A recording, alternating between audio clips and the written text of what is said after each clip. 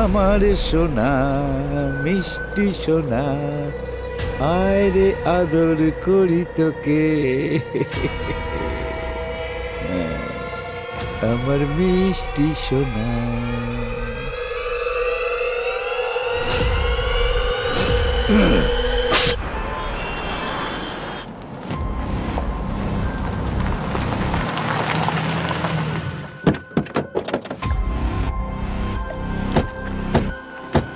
Excuse me, সবাই সরে যাও।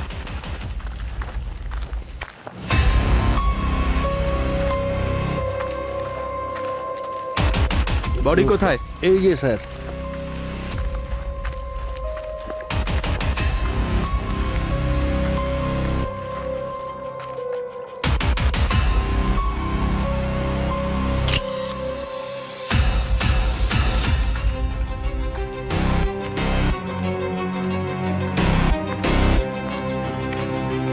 ওয়ার্কারদের ডাকো, আগে বডি বের করো। অক্ষয়, অমল, এসো, বডিটা বার করো বাইরে।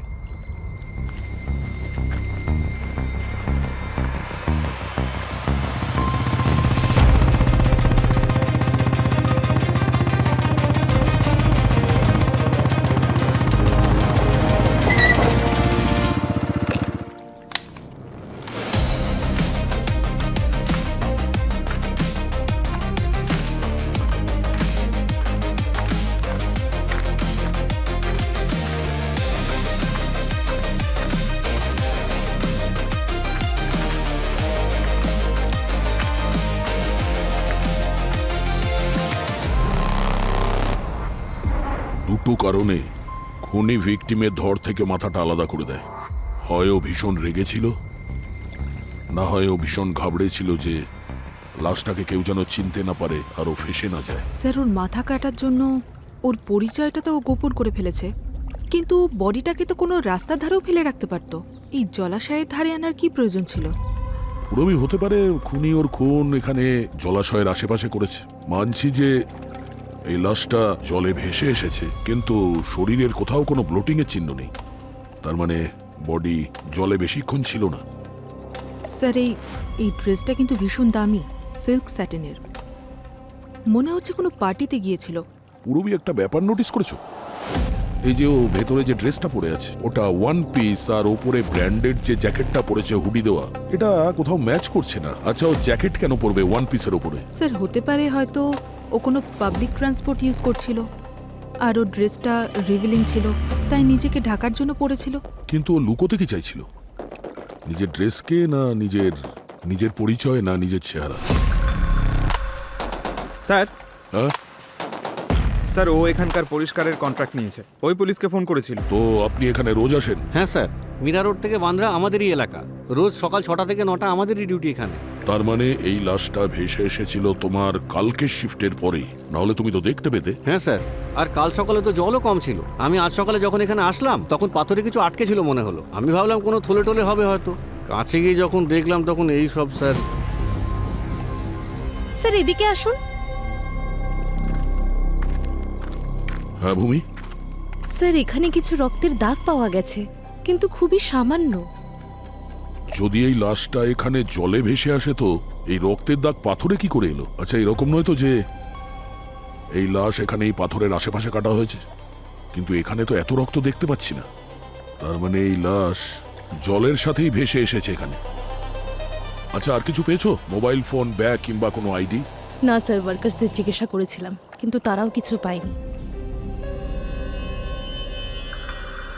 বস, এই চুলটা দেখো। এই চুলটা সিনথেটিক, যেমন উইগে ব্যবহার হয় সেরকম। আর এইটা আমি ভিকটিমের জ্যাকেট থেকে পেয়েছি। ও, তাহলে হতে পারে ভিকটিম কোনো উইক পরেছিল বা কোনো উইক পরা লোকের সঙ্গে দেখা করেছিল। হতে পারে। আরো একটা কথা বস, এই দেখো, এই নখটাও আসল নয়, নকল। ভালো করে দেখো, খুব অদ্ভুত ভাবে মুড়ে আছে, দেখতে পাচ্ছ?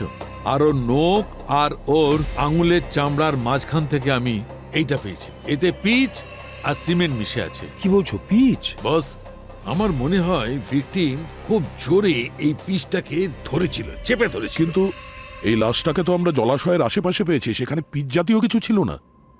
তার মানে স্যার খুন কোনো রাস্তায় হয়েছে, তারপর ও লাশটাকে ওরা জলে ফেলে দিয়েছে। সালুকে স্যার, ডেড বডির পাশে যে রক্তের দাগ পাওয়া গেছিল তার ব্যাপারে আপনি কি বলবেন? ওর একটা ঘটনা আছে, আমি বলছি। ব্যাপারটা হচ্ছে ব্লাড ক্লটিং শুরু হয়েছিল। ইনফ্যাক্ট মেডিকেল টার্মে একে লিভার মর্টিস বলে। এতে কি হয়, ব্লাড ক্লট হতে শুরু করে, আর মানুষের যদি কেটেও যায় তবে রক্ত বেরোয় বটে কিন্তু পড়ে না। আর ওই লিভার মর্টিসের জন্যেই রক্তের ছাপ পাওয়া গেছে। তাহলে কজ অফ ডেথটা কি? জলে ডোবা নাকি গলা কেটে খুন? জলে ডুবে তো এর মৃত্যু হয়নি, কারণ এর ফুসফুসের মধ্যে আমি একটুও জল পাইনি। আর এর মৃত্যু রাত 1টা থেকে 5টার মধ্যে হয়েছে। কজ অফ ডেথটা কি সেটা এখনো জানতে বাকি আছে। আরো একটা কথা,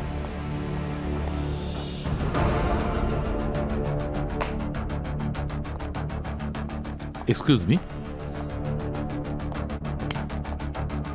বস, এই দেখো এর হাতে ইউ এর স্ট্যাম্প, আর এই স্ট্যাম্পটা 24 ঘন্টার বেশি পুরনো নয়। এরকম ইউ স্ট্যাম্প তো নর্মালি নাইট ক্লাবের লোকেরা দেয় এন্ট্রির সময়। রবি, একটা কাজ করো, খোঁজ নাও এই ইউ স্ট্যাম্পটা যে আছে সেটা কোন নাইট ক্লাবে। স্যার,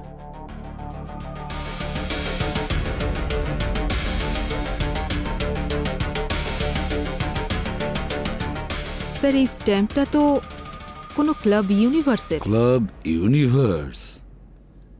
ক্লাব ইউনিভার্স তার মানে হলো এই মেয়েটি খুন হওয়ার রাতে ওই নাইট ক্লাবেই ছিল। এখনই এই কেসের প্রথম সূত্র এই ক্লাব ইউনিভার্স থেকে নিশ্চয়ই পাওয়া যাবে। স্যার, আমি ক্লাব ইউনিভার্সের সোশ্যাল মিডিয়া হ্যান্ডেল চেক করেছি। সোরিয়াল হেয়ার কেয়ার নামের একটা ব্র্যান্ডের লঞ্চ ছিল কাল রাতে। বিউটি ইন্ডাস্ট্রির অনেকেই ওখানে হাজির ছিল। লঞ্চের পর ওদের পার্টি প্রায় রাত 1টা অবধি চলেছিল। ও, তার মানে ওই পার্টিতে যত লোক এসেছিল, যত গেস্ট এসেছিল, তাদের লিস্ট পাওয়া যেতে পারে। হ্যাঁ স্যার।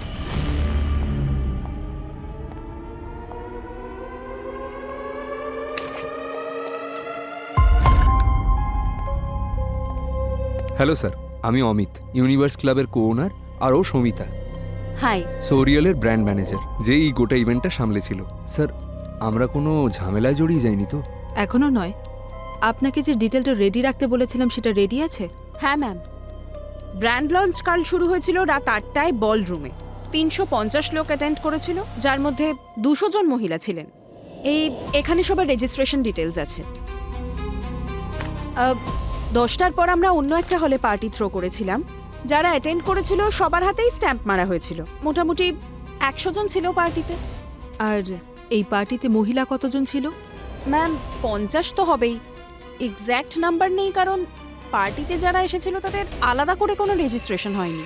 আচ্ছা, ওই পার্টিতে কোনো কোনো ঘটনা, মানে কারোর সাথে কারোর কোনো ঝগড়া টগড়া হয়েছিল জানেন?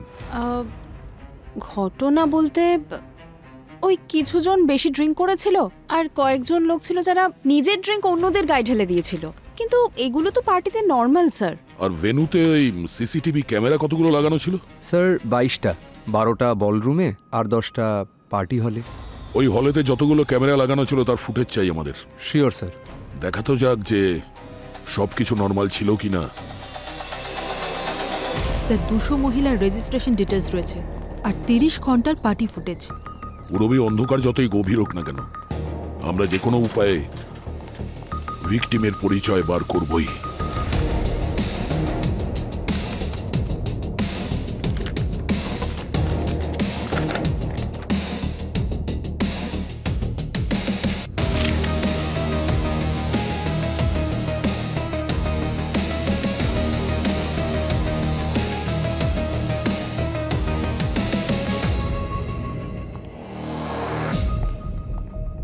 ক্লাব ইউনিভার্সের কথা অনুযায়ী 200 মেয়ের মধ্যে আনুমানিক 50 জন পার্টি অ্যাটেন্ড করেছিল।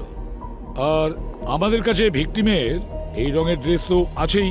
এবার আমাদের এটা খুঁজে বের করতে হবে যে এই রঙের ড্রেস কয়জন মেয়ে পরেছিল।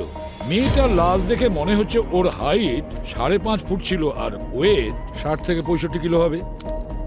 তাহলে এবার খুঁজে দেখো ওই সব মেয়ের প্রোফাইলে ওই লাশের প্রোফাইলের সঙ্গে ম্যাচ করছে কি না।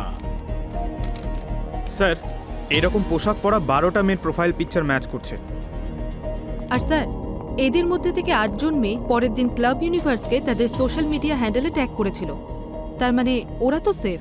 চলো তো।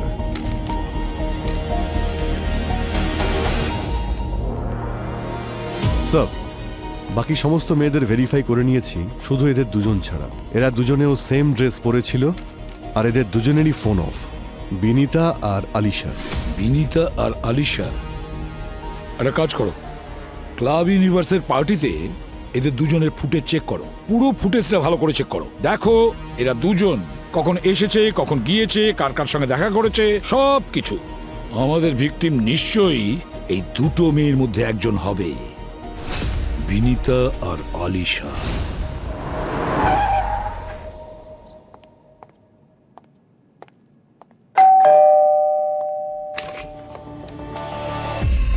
কাকে চাই? বিনিতা? হ্যাঁ, আপনারা কারা? সিআইডি। আপনারা সিআইডি থেকে এসেছেন? হ্যাঁ ম্যাডাম, এই ওর মুখটা এরকমই, নিয়ে যান একে। তুই জানা, ভেতরে যা, তোকে মজা দেখাচ্ছি আমি। হ্যাঁ বলুন, কি ব্যাপার? তুমি কালকে রাতে ক্লাব ইউনিভার্সে ছিলে না? কটায় বেরোলে? এই হবে 1-1:30টার সময়। আর তোমার ফোন বন্ধ ছিল কেন? ওই পার্টি অনেক রাত পর্যন্ত চলেছে তো, তাই আমার ঠিক খেয়াল নেই কখন ফোনটা অফ হয়ে গেছে, তাই মনে নেই কিছু আমার। কি ব্যাপার বলুন? Routine check. Thank you.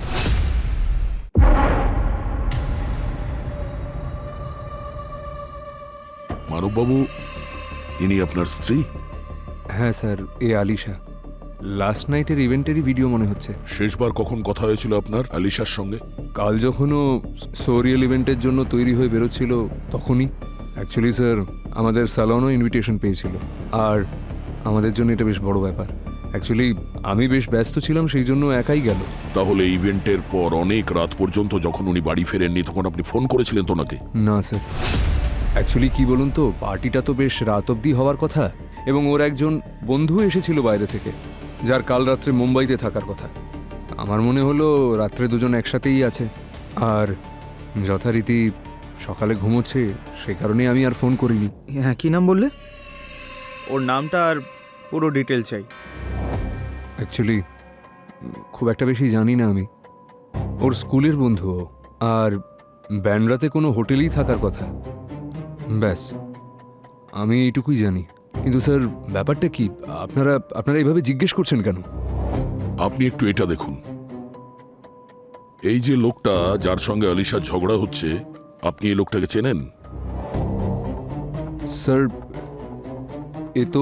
এ তো গৌতম, কিন্তু এই বিউটি ইভেন্টে কি করছে? অ্যাকচুয়ালি স্যার, এ একজন ফাইন্যান্সার, আর আমাদের স্যালনটা খোলার জন্য আমাদেরকে ফান্ডিং করেছিল। কিন্তু স্যার, আপনারা আমায় একটু খুলে বলুন, আপনারা এভাবে জিজ্ঞেস করছেন, আসলে হয়েছেটা কি? মানববাবু, ভেরি সরি টু সে, কিন্তু আমরা একজন মহিলার লাশ পেয়েছি, যার মাথাটা ধড় থেকে আলাদা, আর আমাদের সন্দেহ যে হতে পারে ওই বডিটা আলিশারি। হোয়াট? কিন্তু স্যার, যদি লাশের মাথাটাই না থাকে, তবে আপনারা কি করে বুঝলেন যে ওটা আলিশারি লাশ? সেটাই কনফার্ম করার জন্য আমাদের আলিশার টুথব্রাশ কিংবা হেয়ার ব্রাশ, এইরকম পার্সোনাল জিনিসের প্রয়োজন হতে পারে ডিএনএ ম্যাচ করাতে।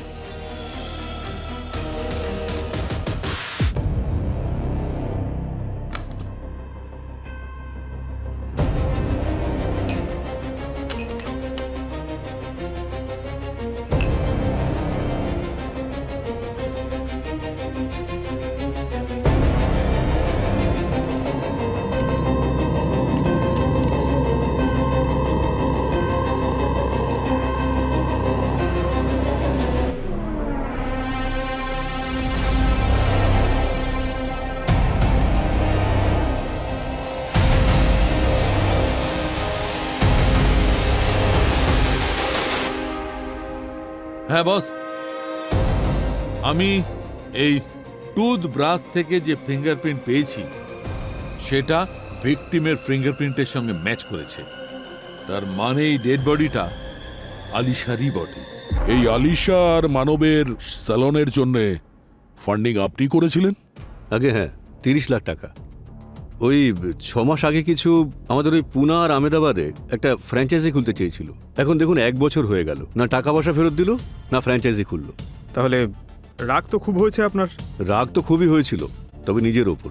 অনেস্টলি স্যার, আমি ভেবেছিলাম যে ইয়াং কাপল, অ্যাম্বিশাস, আমার সাপোর্ট করা উচিত, কিন্তু দেখলাম দুজনেই ফ্রড।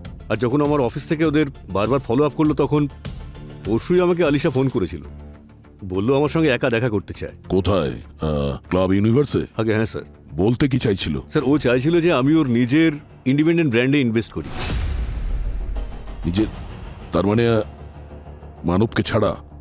আগে হ্যাঁ স্যার, কিন্তু আমার মনে হচ্ছিল যে ওদের বোধহয় ডিভোর্স হতে চলেছে।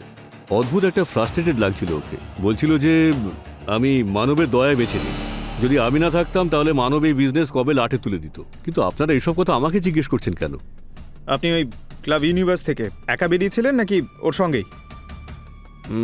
না স্যার, যখন আমি ফান্ডিং করতে রাজি হলাম না, তখন ও সেখান থেকে রেগে বেরিয়ে যায়। তারপর 15 মিনিট পর যখন বেরোলাম, তখন ও ট্যাক্সির জন্য ওয়েট করছিল।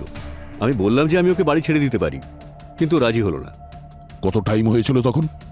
আর আচ্ছা, ট্যাক্সির জন্য যখন ওয়েট করছিল তখন ওই জ্যাকেট মানে হুডিটা পরেছিল? হুডি? না স্যার, হুডি তো ও পরেনি, কিন্তু হ্যাঁ ওর ব্যাগটা পড়ে গিয়েছিল, আর ব্যাগের থেকে একটা জ্যাকেট বেরিয়ে পড়েছিল। ও তাড়াতাড়ি জ্যাকেটটা ভেতরে ঢুকিয়ে নেয় আর বলতে থাকে ট্যাক্সি বা অটোতে জ্যাকেট পরে থাকাটা অনেক সেফ। আর স্যার, যদি টাইমের কথা বলেন তাহলে প্রায় 12:30 নাগাদ আমি বেরিয়ে পড়ি।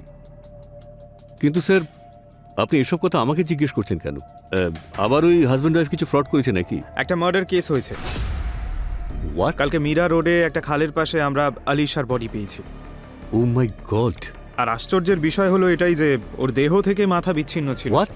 আসলে আলিশার সঙ্গে শেষবার আপনিই দেখা করেছিলেন, তাই যতক্ষণ না এই কেসটা সলভ হচ্ছে আপনি শহরের বাইরে যাবেন না। Okay sir.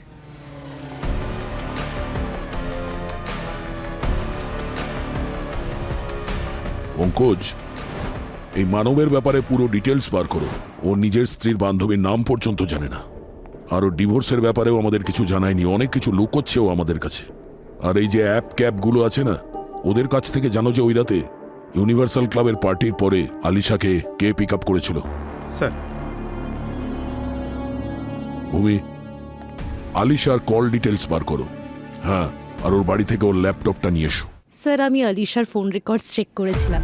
আলিশার হাজবেন্ড মানবের কোনো শ্রুতি নামের মেয়ের সাথে অ্যাফেয়ার চলছে, যার জন্য তাদের ম্যারেজ লাইফেও অনেক প্রবলেমস চলছে। আচ্ছা, আর যেই ফ্রেন্ডের সাথে আলিশার পার্টির পর দেখা করতে যাওয়ার ছিল, এমন মনে হচ্ছে যে ওরকম ফ্রেন্ড এক্সিস্টই করে না। কারণ যদি দেখা করার হতো তাহলে তো অবশ্যই ফোন কল বা মেসেজ এক্সচেঞ্জ হতো, সেরকম কিছুই পাওয়া যায়নি। মানে স্যার, এই যে এই আলিশা মানবকে মিথ্যে কথা বলছিল, আর নয় তো মানব আমাদের কাছে কিছু লুকোচ্ছে।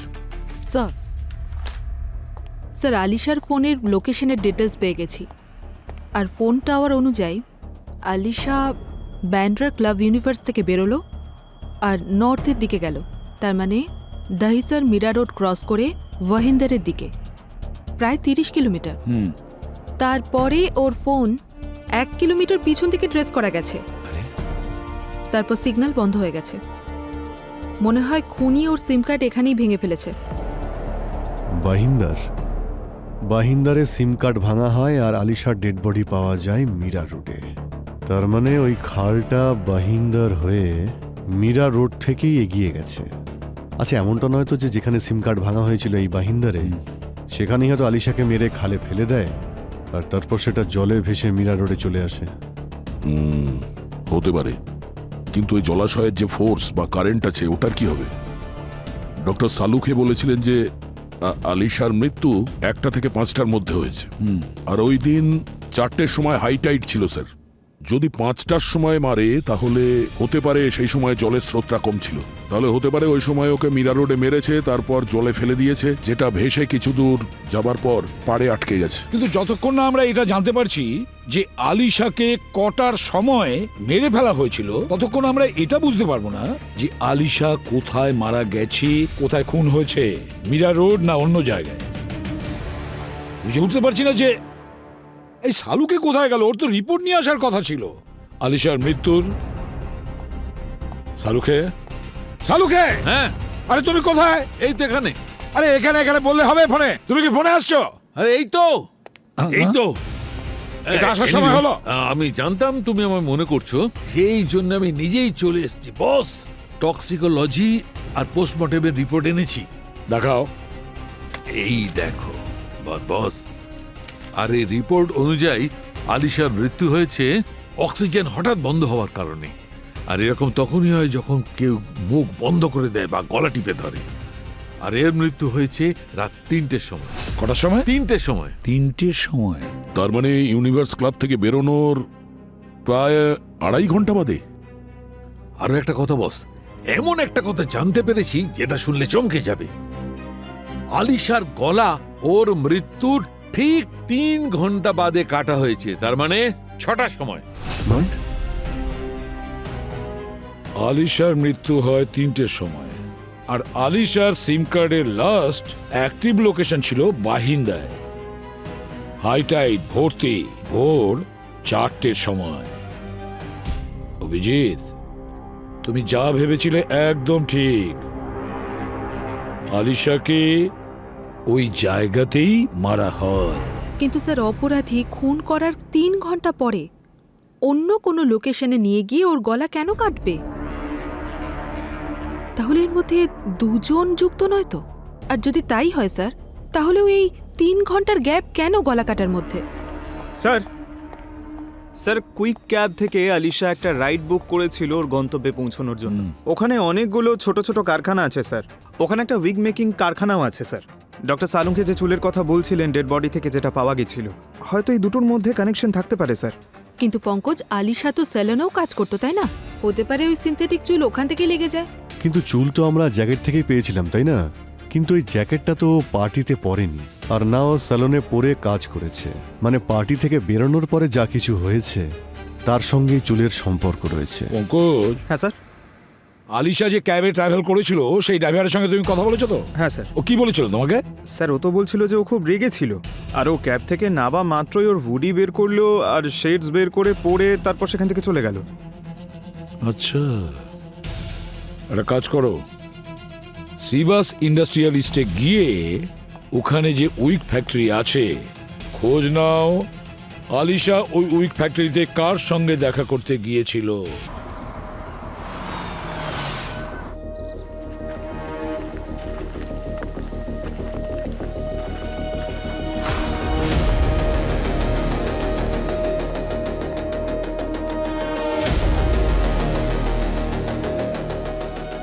Excuse me. Yes sir. একটু ছবিটা দেখুন, একে চেনেন? না স্যার। আচ্ছা, একে কোথাও দেখেছো? না।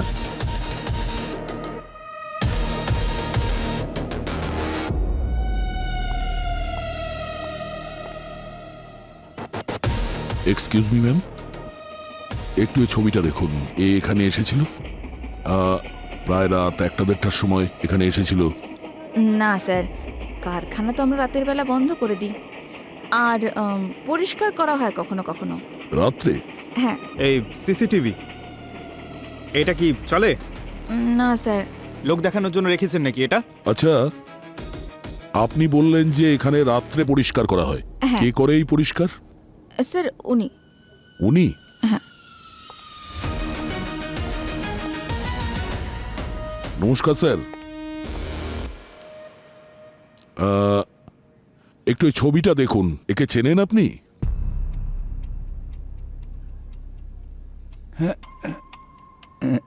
খুব মিষ্টি বাচ্চা তো, কিন্তু ফটোতে খুব একটা ভালো লাগছে না।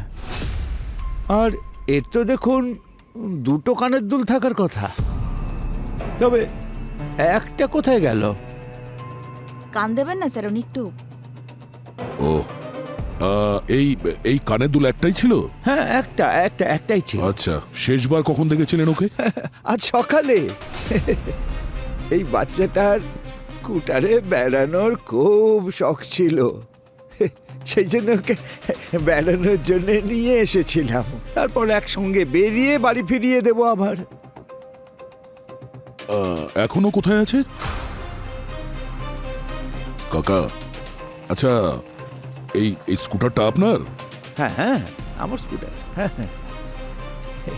মেয়েটা খুব ভালোবাসতো, আচ্ছা, আর ওকে ওকে আনন্দ দেওয়ার জন্য নিয়েছিলাম এটা। হ্যাঁ, আমার মিষ্টি পাখি, দুষ্টু পাখি, দুষ্টু মিষ্টি উড়ন্ত পাখি। আমার খুব প্রিয় ওই দুষ্টু পাখিটা। লোকজন বলছে ওখানে কি পাওয়া যাবে না?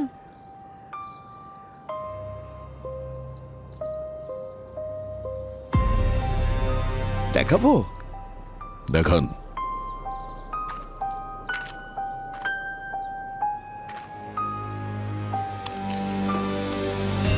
কাকা, এই বক্সে কি আছে? হ্যাঁ, আমার মিষ্টি পাখি, দুষ্টু পাখি, আমার দুষ্টু মিষ্টি উড়ন্ত পাখি, কি মিষ্টি বাচ্চা আমার।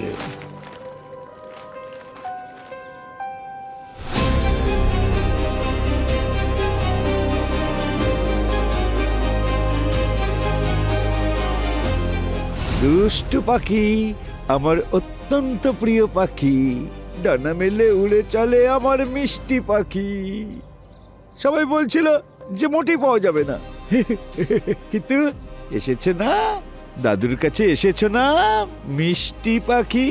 এটা আপনি কোথায় পেয়েছেন কাকা? ওই যে ওই দূরের ওই জায়গায় শুয়েছিল, আমি কাছে গিয়ে তুলি, কিন্তু ওর কাপড় চোপড় খুব নোংরা হয়ে গিয়েছিল। প্রথমে ভাবলাম ওকে বাড়িতে নিয়ে গিয়ে খুব ভালো করে একেবারে পরিষ্কার করে দিই, কিন্তু অনেক চেষ্টা করলাম ওকে তোলার, কিন্তু ও আমাকে চিনতেই যেন পারছিল না। বড় হয়ে গিয়েছিল তো, তারপর আমি ওকে ছোট করে দিয়েছিলাম। খুব ভালো করে যত্ন করে রাখবো ওকে আমি। কাকা, এটাকে নিচে রেখে দিন। না না না, আমি নিচে রাখবো না। আমরা এর দেখাশোনা করব এখন থেকে। তোমরা দেখাশোনা করবে ওর? হ্যাঁ, আমার হ্যাঁ। খুব মিষ্টি শোনা, ওকে কিন্তু যত্ন করো তোমরা। স্যার, ওই বুড়ো কাকা পান্নালাল ওই উইক বানানোর ফ্যাক্টরিতে পরিষ্কার করার কাজ করে। তাহলে হতে পারে ওই সিনথেটিক চুল ওর কাপড়ে লেগে গেছে, আর ওই সময় যখন ও আলিশার গলা কাটছিল তখন ওর কাপড় থেকে আলিশার জ্যাকেটে লেগে গেছে। ভূমি ওনার বাড়ি থেকে একটা ওই একটা অস্ত্র পেয়েছে যেটা দিয়ে ও আলিশার গলা কেটেছিল।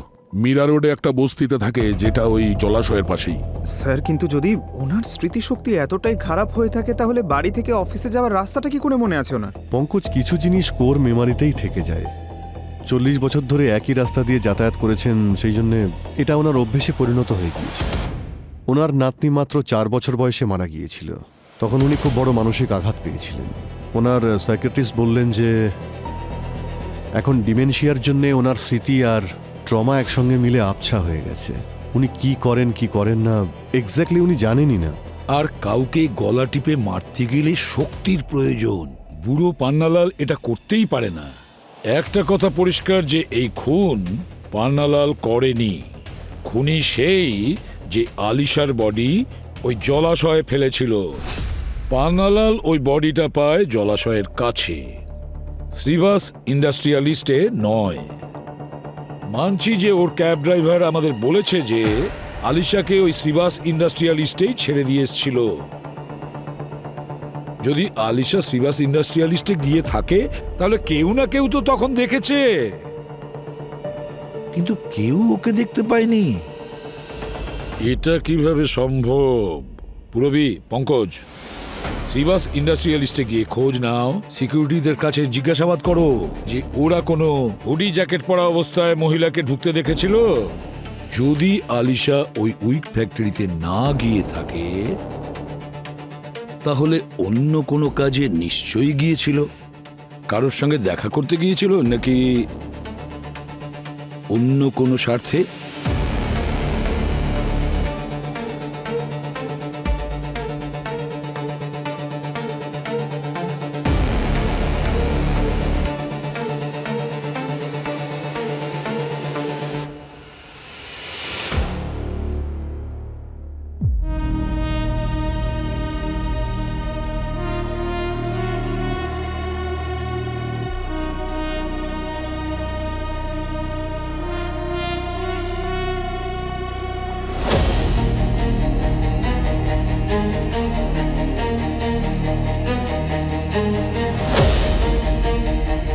বস, এইটা হচ্ছে একটা হিউম্যান ফ্লেশের টুকরো, যেটা আমি মুখের ভেতর দাঁতের ফাঁকে পেয়েছি।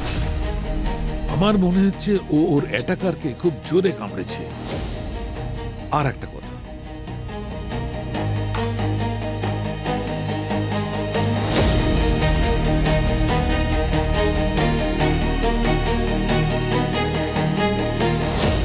এই দেখো বস, এই চিহ্নটা এখানে, এই খুব ছোট ছোট চিহ্ন, হীরের মতো, মাঝখানে ক্র্যাক, আর এই ছোট ছোট দাগগুলো ঠিক যেন আংটির চিহ্ন।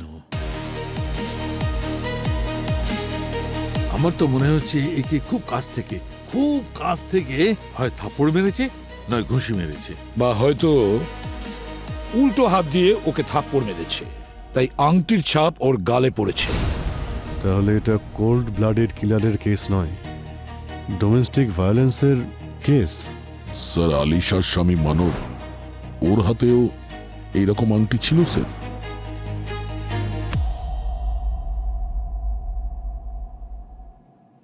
মানব? স্যার, শ্রীবাস এস্টেটের সিকিউরিটি গার্ড বলল যে আলিশা হুডি পরে সেদিন সানার সঙ্গে দেখা করতে এসেছিল, আর ও সবসময় নাইট শিফট করত, কিন্তু সেদিন ওর ছুটি ছিল। আর আলিশা যখনই এই কথাটা জানতে পারলো, ও ঘাবড়ে গেল। যখন ঘাবড়ে গিয়ে ওখান থেকে বেরোলো, অটো পেল না ও, তখন ওখানকার সিকিউরিটি গার্ড ওকে অটো খুঁজে দিল। এই আলিশা সানাকে ফোন কেন করেনি? হতে পারে এই সানা ফোনটা তোলেনি, কিংবা আলিশা নিজেই ওখানে পৌঁছে গেছে। স্যার, ও হয়তো এখানেই ওর বাড়ির এসআরএ কমপ্লেক্সে থাকে, আর এটা শ্রীবাস থেকে 15 মিনিটের দূরত্ব। স্যার, ও আসতো কখনো কখনো, কিন্তু প্রতিবারই ও নিজের মুখটা কখনো হুডিতে বা কখনো ওড়না দিয়ে ঢেকে রাখতো। ও বলতো যদি কেউ চিনে ফেলে তাহলে ওর পুরনো জীবনের সত্যিটা সবার সামনে চলে আসবে। পুরনো জীবন মানে? ও কি তোমার সঙ্গে কাজ করতো? হ্যাঁ ম্যাম, আমরা একসঙ্গে মিলেই তেল আর শ্যাম্পুর প্যাকেজিং এর কাজ করতাম। তারপর ডেলিভারি করতে শুরু করলো। মেয়েটা শান্ত, দেখতে সুন্দর, গ্র্যাজুয়েটও ছিল, কিন্তু স্যারও 1 নম্বরের শেয়ানা ছিল। একদিনও স্যালনের মানব স্যারের সঙ্গে দেখা করলো, আর তারপর কি জাদু করলো কে জানে। কিছুদিন পরেই সে আমায় বললো যে ও নাকি বিয়ে করছে। ওর তো গোটা লাইফটাই বদলে গেল। ও পরশু রাতে কেন এসেছিল দেখা করতে? তুমি ওকে বলনি যে তুমি বাড়িতেই আছো? স্যার, ও যদি ফোন করতো তাহলে বলতাম না যে আমি বাড়ি আছি। ও তো এমনিই চলে আসলো। বিয়ের পর তো ওর অ্যাটিটিউডটাই বদলে গিয়েছিল স্যার। যখন খুশি চলে আসতো, আর যত রকম অদ্ভুত অদ্ভুত কাজ নিয়ে আসতো। খুব অসভ্য ছিল, কিন্তু টাকা ঠিকঠাক দিত। একদিন এসে বলল যে মানবের নাকি শ্রুতি নামে একটা মেয়ের সঙ্গে সম্পর্ক আছে। ও প্রমাণ চাইছিল, আর হয়তো ডিভোর্সও দিতে চেয়েছিল। তাই ও আমার হাজবেন্ড গুড্ডুর কাছে সাহায্য চেয়েছিল। কিরকম সাহায্য? আর গুড্ডু কি করে?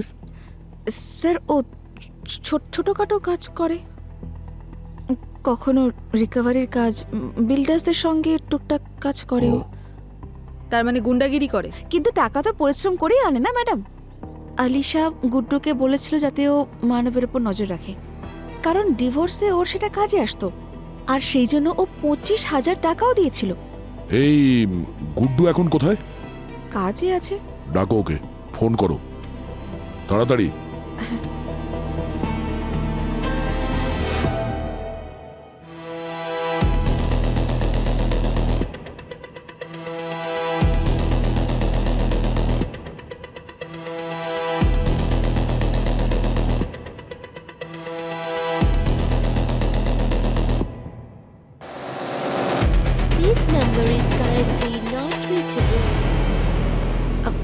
ম্যাম, ফোনে পাচ্ছি না, আউট অফ নেটওয়ার্ক এরিয়া বলছে।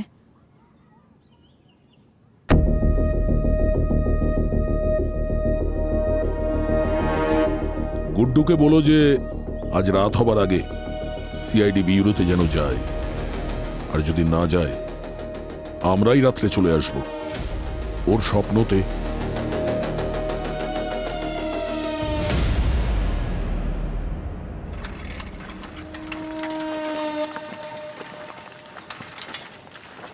রবি,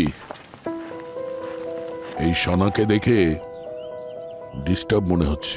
ও নার্ভাস ছিল, ওর উপর নজর রাখো। আর একটা ব্যাপার নোটিস করেছো? এই কেসের সমস্ত লিডস মানবের অ্যাফেয়ারের দিকে ইশারা করছে। চলো।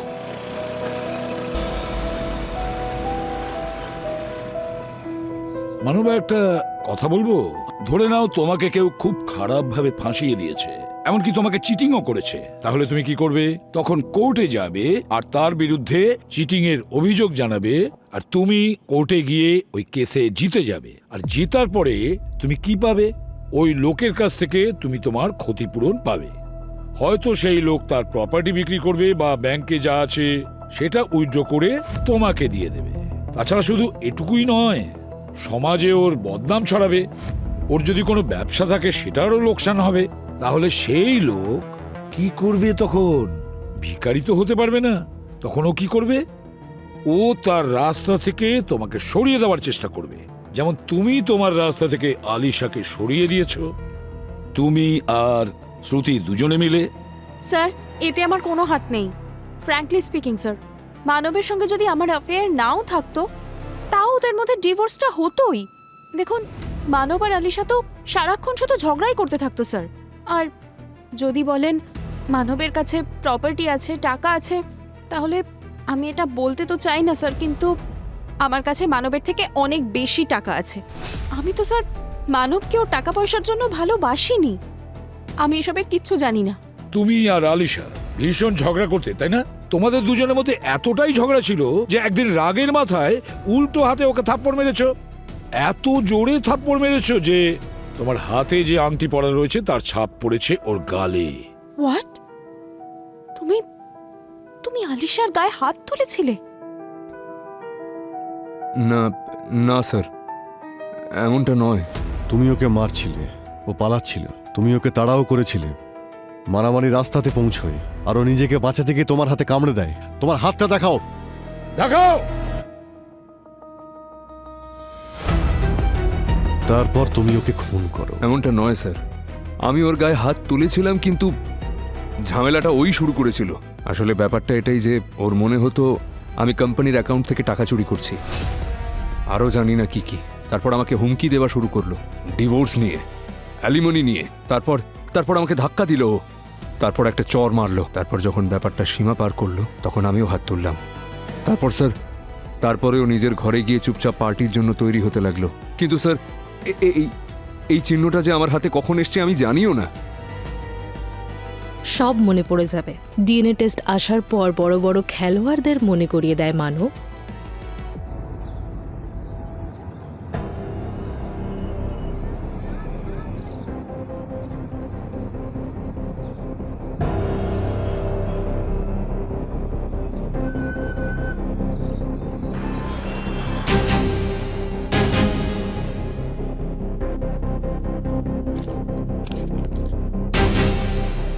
স্যার, আমার ইনফর্মার বলছিল মানব যার সঙ্গে দেখা করে ওর নাম প্রতীক। টাকার জন্য আজে বাজে কাজ করে স্যার, আর কয়েকটা মারপিট করার মতো কেসও রয়েছে ওর উপরে। মহেন্দ্রর এসআরএ কলোনিতে থাকে ও। এসআরএ কলোনিতে তো সানাও থাকে। স্যার, এই লোকটাকে আমি আগেও কোথাও দেখেছি। কোথায়? স্যার, এই তো বিনীতার বয়ফ্রেন্ড। আমি ওর বাড়িতেই দেখেছিলাম। যদি এই বিনীতার বয়ফ্রেন্ড হয় তাহলে নিশ্চয়ই ও ক্লাব ইউনিভার্সের পার্টিতেও ছিল। দ্বিতীয়বার চেক করো, ফুটেজটা বার করো।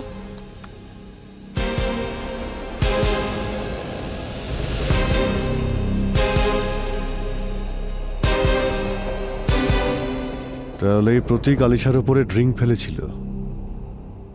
ভূমি, একটু রিওয়াইন্ড করো আর একটু স্লো মোশনে এটা চালাও। Yes sir. এক মিনিট জুম করো তো। এই দেখুন স্যার, যে কেউ দেখে এটা মনে করবে যে প্রতীক আলিশার গায়ে ভুল করে ড্রিঙ্কটা ফেলেছিল, কিন্তু এই সব প্ল্যান ছিল। পিছন থেকে ভিডিও বানাচ্ছে। এবার যে ভিডিও বানিয়েছিল সেই সমস্ত রহস্য ভেদ করবে। হ্যাঁ পুরবি। ও গ্রেট, ঠিক আছে স্যার। এই ভিডিও বানানো শিল্পীকে পাওয়া গেছে। এবার টের পাবে।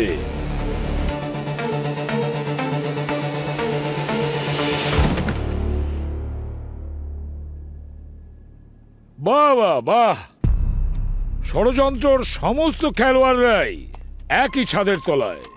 এবার ঝুলি থেকে বেড়াল বেরোবে।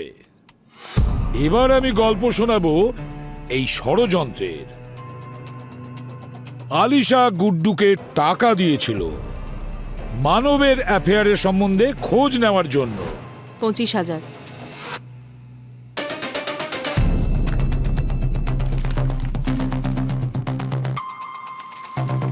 আমার হাজবেন্ড মানবের উপর তোমায় নজর রাখতে হবে।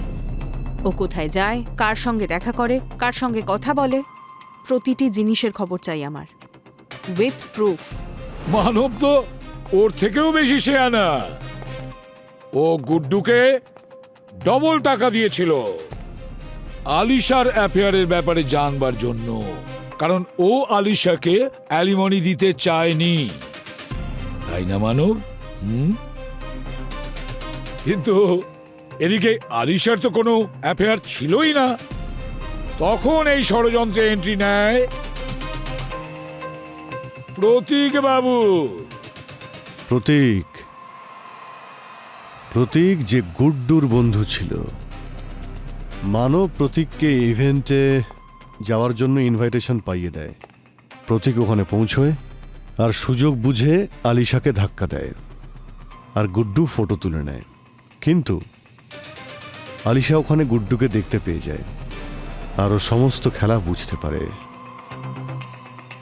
আর আলিশা রেগে গিয়ে সানার সাথে দেখা করতে গেল, গুড্ডুকে ভাড়া করার জন্য নয়, বরং এটা জিজ্ঞাসা করার জন্য যে তুমি ওকে ঠকালে কেন। আলিশা তোমার সঙ্গে কথা বলতে এসেছিল না গুড্ডু? হ্যাঁ, প্রাণে কেন মেরে দিলে ওকে? স্যার, এসব ভুল স্যার। আপনারা আমাকে হাসাচ্ছেন স্যার।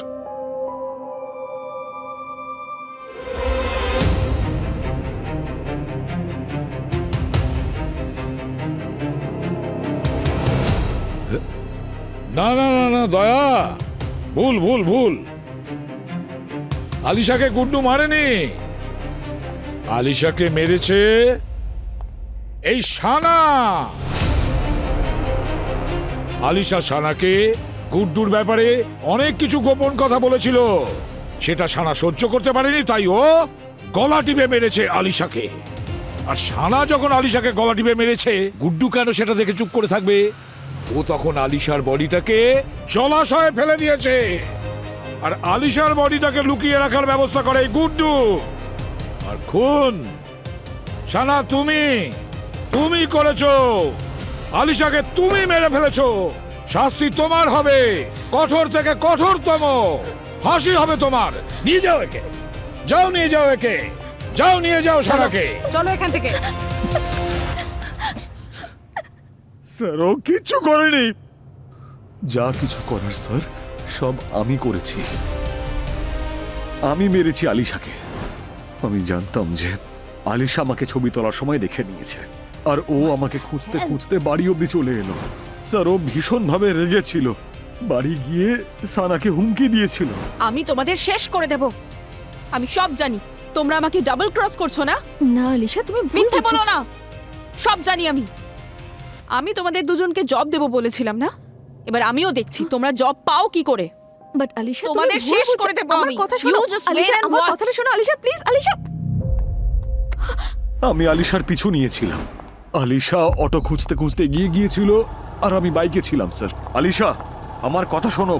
দূরে শোনো, থাকো আমার থেকে। এখানে অটো পাবে না, আমি তোমাকে ছেড়ে দিচ্ছি। Get lost! তুমি দাঁড়াও, আমরা কথা বলে সর্ট আউট করছি তো। আলিশা, কি প্রবলেম বলছি তো, ভুল হয়ে গেছে। আমি মানবের সঙ্গে কথা বলছি, 1 মিনিট আমি ফোন করছি ওকে। আলিশা, আলিশা, আলিশা। আর আমি যখন ফোনটা তুলতে গেলাম না স্যার, ও আমাকে মারলো। চুপ করো। আর রাগের মাথায় আমারও হাত উঠে যায়, কিন্তু স্যার আমি ওকে মারতে চাইনি, শুধু ওকে শান্ত করাতে চেয়েছিলাম। বাঁচাও! আলিশা, লোকজন এসে পড়বে। কেউ চুপ করো বাঁচাও! প্লিজ, চুপ করো, চুপ। জানতেই পারিনি স্যার কখন ওর গলাটা এত জোরে চেপে ধরেছিলাম। আস্তে আস্তে ওর দম বন্ধ হওয়া শুরু হয়। আর স্যার, যখন আমি অনুভব করলাম যে আমি কি করে ফেলেছি, আমি খুব ভয় পেয়ে গেলাম স্যার। আর ওখানে কি ওকে দেখে ফেলার আগে ওর বডিটার একটা ব্যবস্থা করতে হতো। আমার মনে পড়লো স্যার যে কাছে একটা লেক আছে, আমি ওর বডিটা ওখানে নিয়ে যাই আর ওই লেকেই ফেলে দিই। স্যার, স্যার বাড়ি এসে আমি সানাকে বললাম যে এবার আলিশা আমাদের আর কখনো বিরক্ত করতে পারবে না। আর পরের দিন স্যার আমি নিউজে দেখলাম যে একটা মেয়ের মৃতদেহ পাওয়া গেছে, যার গলা কাটা ছিল। আমি বুঝে যাই যে ওটা আলিশাই, কিন্তু ওর মাথাটা কোথায় গেল?